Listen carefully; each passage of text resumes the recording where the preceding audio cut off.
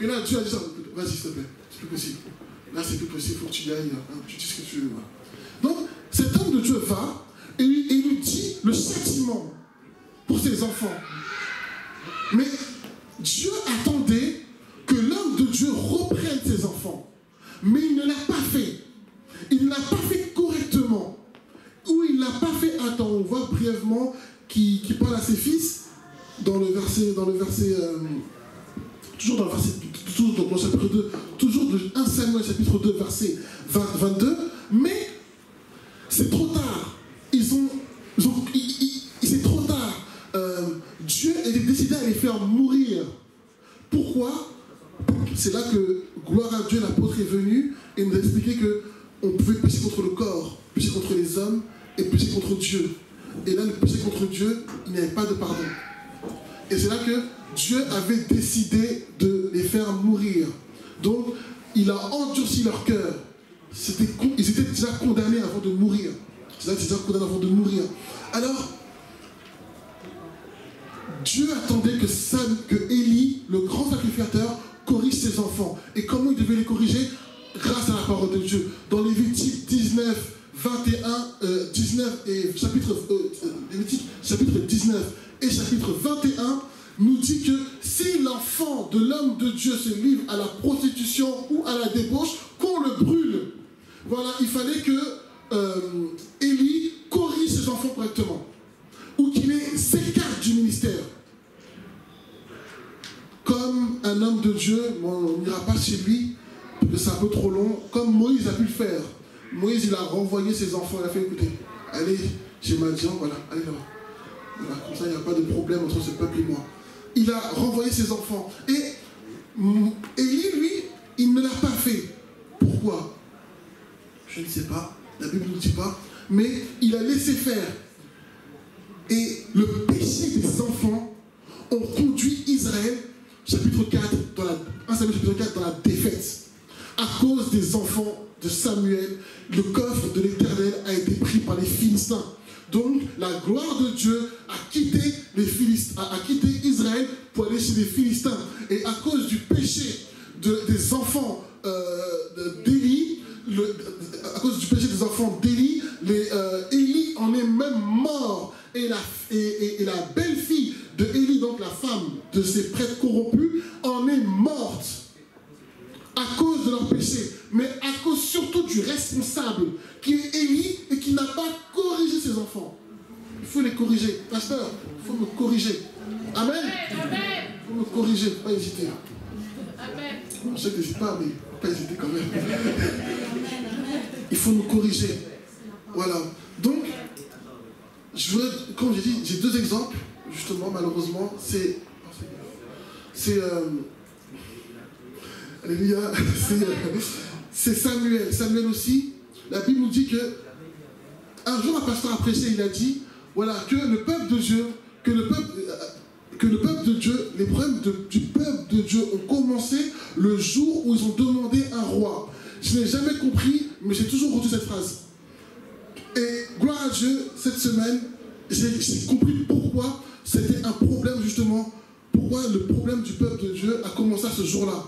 Mais c'est intéressant de voir, justement dans la parole de Dieu, il nous dit dans 1 Samuel au chapitre 8 que les Israélites ont demandé un roi. Alléluia. Ont demandé, excusez-moi, ils ont demandé un roi. Et la question c'est, pourquoi ils ont demandé, écoutez les arguments qu'ils ont dit à Samuel, pourquoi ils ont demandé un roi. Alors, Samuel était devenu vieux, retenez encore vieux, et confia à ses fils l'administration de la justice en Israël. L'aîné s'appelait Joël et le cadet Abia. Ils s'établirent à Beersheba pour y rendre la justice. Mais ils ne suivent pas les traces de leur père. Comme ils étaient corrompus par l'amour de l'argent, ils acceptaient des pots de vin, faussaient le droit. Et c'est pourquoi tous les responsables d'Israël se réunirent auprès de Samuel à Rama. Ils lui déclarèrent: te voilà devenu vieux. Et tes fils ne suivent pas les traces. Maintenant, établis sur nous un roi pour nous diriger comme font les autres nations. C'est là le problème d'Israël. Tout le problème d'Israël, il est dans ce verset. Pour moi, c'est ça. Tout vient de là. C'est pour ça qu'ils ont refusé Jésus. Tout vient de là. Mais pourquoi ils ont demandé un roi? Ils ont dit deux choses. Un, t'es vieux. Mais quand on regarde bien, Samuel n'avait que 65 ans. Donc il n'était pas si vieux que ça. Il n'était pas si vieux que ça. À cette époque-là, les hommes vivaient très longtemps. Donc il n'était pas vieux du tout. Mais on parle de vieux spirituellement. Ils étaient devenus vieux spirituellement. Et aussi, il demande aussi, et il dit aussi que tes enfants ne suivent pas tes voies. Il y a un problème. Ça fait 2 générations de sacrificateurs que les deux mêmes aient le même problème. Les enfants ne suivent pas. C'est un vrai problème. Mais Samuel n'a pas aussi repris ses enfants. Il n'a pas corrigé ses enfants. Il n'a pas agi avec droiture envers ses enfants. Job, encore une fois, il sanctifiait ses enfants pour que ses enfants ne soient pas un. Parce que c'est l'homme de la maison et c'est son devoir de sanctifier, de veiller à ce que ses enfants prient. Et de deux, il ne faut pas qu'eux deviennent la pêche pour moi. Il ne faut pas qu'à cause de leur péché, Dieu va me causer de problèmes. Alors, voilà, je vais accélérer. Excusez-moi, le temps est vite passé. Donc je vais avancer un peu, assez rapidement. Alors, comment nous aujourd'hui, nous qui sommes enfants, comment aujourd'hui on peut faire pour ne pas être un danger pour nous-mêmes et pour l'Église? Comment aujourd'hui aussi on peut ne pas, aussi l'homme de Dieu peut faire pour pas que ses enfants ne peuvent pas être, pour que ses enfants ne soient pas plutôt un piège pour lui et pour l'Église. Tout justement, et pour cela, j'aimerais juste prendre la Bible dans 1 Corinthiens. Dans 1 Corinthiens, voilà, je vais vous lire la parole de Dieu, voilà, assez vite. Voilà.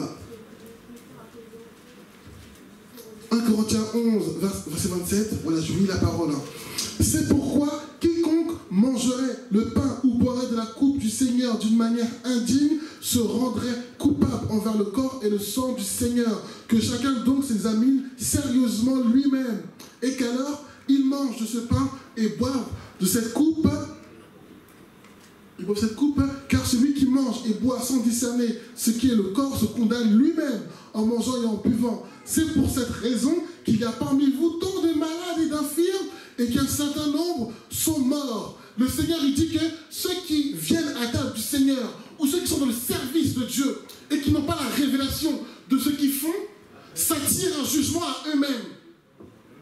Ceux qui sont, je ne sais pas moi, au ménage, au protocole, au groupe musical, à ce que vous, à la caméra, à ce que vous voulez, tout ce qui concerne Dieu, si vous faites des choses sans discerner quelque chose, vous proclamez, vous buvez un jugement contre vous-même. Donc, la faute est toujours, donc c'est toujours de notre responsabilité de nous examiner soigneusement avant de toucher aux choses de Dieu. Amen. Voilà, donc je disais que comment ne pas être justement, comment avoir la révélation, comment ne pas être un enfant qui devient une pierre d'achoppement ou un piège pour l'Église, comment tout ça, comment on peut éviter tout ça, justement dans le livre de Luc, alléluia, excusez-moi, dans le livre de Luc, Luc chapitre 2, Luc chapitre 2,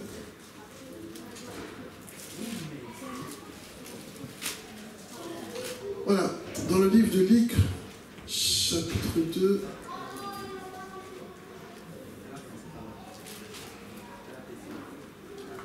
voilà, au verset 51, voilà, au verset 41, voilà, c'est Jésus à 12 ans dans le temple. Et la question, c'est comment un enfant de 12 ans a pu entrer dans un temple. Comment il a pu faire pour entrer dans le temple? Tout simplement, pourquoi? Parce qu'à 12 ans, c'est l'âge où les Juifs déclarent un enfant spirituellement mature, à 12 ans. Et grâce au pasteur Michael, on avait appris que un enfant juif, justement, de 12 ans, pouvait réciter toute la Torah sans se tromper. Donc, pour eux, c'était normal de voir Jésus dans le temple à 12 ans. Parce qu'il était mature spirituellement. On doit tous baisser la tête. Parce que je ne pense pas qu'il y ait quelqu'un qui peut répéter, qui peut réciter un livre de la parole ou un chapitre entier. Vraiment. Et Jésus, lui, à 12 ans, il savait faire ça. Et moi, je me suis dit, Seigneur, mais c'est normal. C'est Jésus. C'est tout à fait normal qu'il émerveille tout le monde. Mais la Bible nous dit quelque chose. Au verset 51, au 52, que Jésus grandissait, progressait en sagesse et se rendait toujours plus agréable à Dieu et aux hommes. Ça veut dire que Jésus-Christ se rendait toujours obéissant, plus agréable à Dieu et aux hommes. L'enfant doit grandir. Pour pas que l'enfant soit un piège, il faut qu'il grandisse. À un certain moment, on ne peut plus tirer l'enfant pour lui dire « Viens, on va prier ». À un moment, c'est l'enfant qui dit « Papa, ça fait longtemps quand même, allons, on va prier ». C'est dans ce sens-là que ça va se faire. Je dirais même que non. À un certain niveau, les gens doivent grandir en stature devant Dieu et devant Dieu. C'est-à-dire qu'on doit tous, une fleur, elle pousse. Elle ne rapetit pas. Elle ne rétrécit pas, excusez-moi. Elle ne rétrécit pas. Elle grandit. Et il faut que chacun grandisse. Alléluia. La Bible, qu'on va être le sol, elle se tourne vers le soleil. Nous aussi, tournons vers Dieu pour grandir. Il faut que chacun grandisse pour ne pas être un piège. Parce que le problème, c'est que si tu ne grandis pas, si tu t'infantilises, ou si ton responsable t'infantilise, tu deviens un piège. Pour toi-même, tu appelles une condamnation pour toi-même et tu es un piège pour l'Église.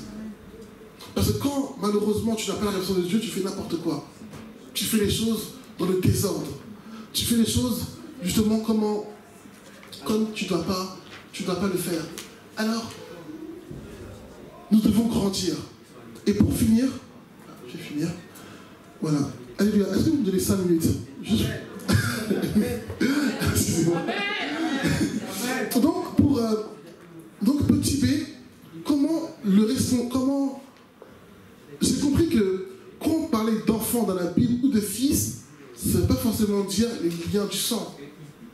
Je suis l'enfant de quelqu'un dans cette église. Je suis l'enfant de toutes les mamans. Pourtant, elles ne m'ont pas tous mis au monde. Mais je suis leur enfant spirituellement parce qu'elles prennent soin de moi. Elles prient pour moi. Elles veillent sur moi. Comme moi aussi, je suis le grand frère de quelqu'un. Et spirituellement aussi, je prie pour cette personne. Voilà. Donc, enfant n'est pas une question de lien du sang. Mais quand je cherche une définition du mot enfant, la Bible nous disait que le mot enfant, le dictionnaire nous disait que le mot enfant vient du mot infant, en latin, qui veut dire celui qui ne parle pas. Donc l'enfant ne parle pas. Oui, c'est vrai, il ne parle pas. Mais à un moment, comme Jésus, il grandit. Et il faut que l'enfant grandisse. Donc petit B, le responsable, le papa, le prophète, l'homme de Dieu, celui qui est au-dessus en tout cas, il doit reprendre ses enfants. Alléluia. Il doit les reprendre dans l'amour. Alléluia. Voilà, dans l'amour. Matthieu 16, verset 21. Pierre, il va voir Jésus et il lui dit, écoute, que Dieu te préserve de tout ça. Non, non, non, non, non.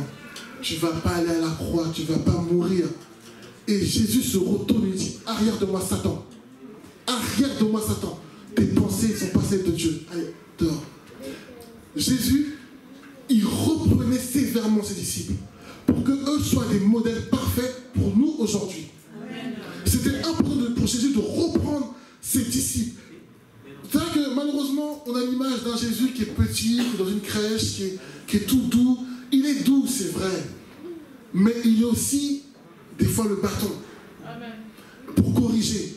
Et le responsable dans la foi doit être des fois aussi le bâton pour corriger. Et l'enfant, quand l'enfant le corrige, voilà, il ne quitte pas l'église. Alléluia. Voilà, quand on le corrige, il dit j'ai compris. Et il grandit. La correction, ça fait grandir. Alléluia. Et dernièrement, au Jean, chapitre 17, voilà. Je vais vous lire. Je vais vous lire Jean, chapitre 17.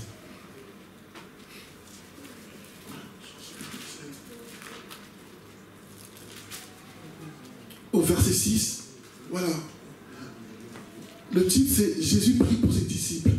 Je t'ai fait connaître aux hommes que tu as pris du monde pour me les donner. Ils t'appartiennent et tu me les as donnés. Ils ont gardé ta parole. Maintenant, ils savent tout ce que tu m'as donné vient de toi, car je leur ai transmis fidèlement le message que tu m'avais confié. Ils l'ont reçu. Aussi, ils ont reconnu avec certitude que je suis venu d'auprès de toi. Et ils ont cru que c'est toi qui m'as envoyé. Je te prie pour eux. Je ne te prie pas pour le reste des hommes, mais pour ceux que tu m'as donnés. Alléluia. Le responsable, il prie pour ceux à qui il a la responsabilité. Alléluia. Parce que le ministère ne marche pas qu'avec le responsable. Il marche aussi avec ses subordonnés. Donc les subordonnés aussi doivent aussi être une aide aussi pour le responsable. Donc il faut que le responsable prie pour ses subordonnés, pour que ces subordonnés soient autonomes. Alléluia.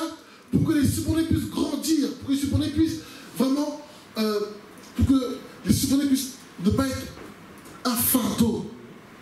Parce que si c'est tout le temps la même personne qui doit tout faire, c'est pas possible. Il faut que ceux qui sont en dessous, le pasteur ne peut pas tout faire. C'est pour ça qu'il y a des anciens. C'est pour ça qu'il y a un conseil restreint. C'est pour ça qu'il y a un conseil élargi. C'est pour ça qu'il y a l'église. Alléluia. Au groupe musical, le batteur ne peut pas tout faire. Il faut qu'il y ait quelqu'un qui l'accompagne. Mais tout ça, c'est chapeauté par un responsable. Et le responsable prie pour les membres du groupe musical. Prie pour ses subordonnés. Alléluia. Que Dieu vous bénisse. Que Dieu vous bénisse.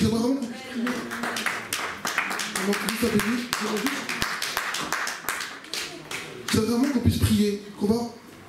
C'est vraiment qu'on puisse prier pour nos enfants. Alléluia. Vraiment, on va prier pour nos enfants. On va prier pour nos enfants, pour tous ceux à qui on a la charge financière, spirituelle, que nos enfants puissent grandir. Alléluia. Que les enfants puissent grandir. Prions tous ensemble.